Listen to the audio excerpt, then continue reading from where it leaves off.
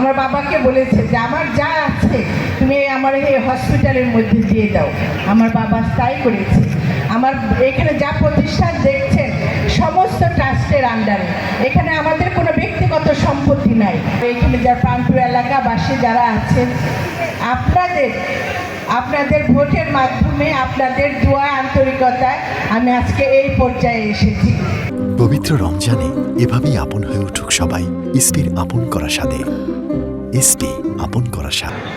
আজকে আমি আপনাদের সামনে দাঁড়িয়ে যে কথা বলছি তার সব কিছু অবদান আমার মা বাবার।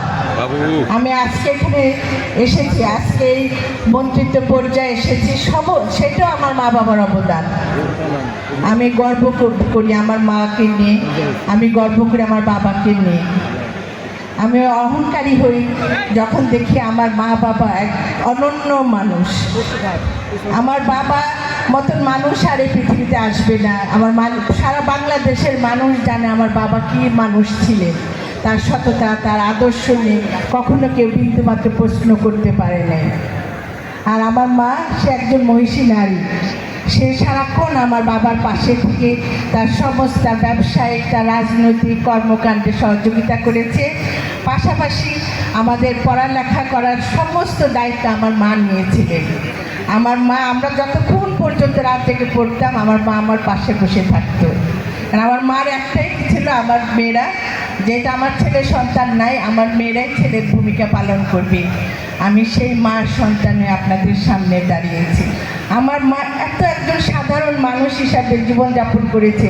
তার কখনো কোনো চাওয়া পাওয়া ছিল না, কোনো কিছুই সে চালে, তাকে যেটা দিয়েছে সেটাতেই সে খুশি হয়েছে।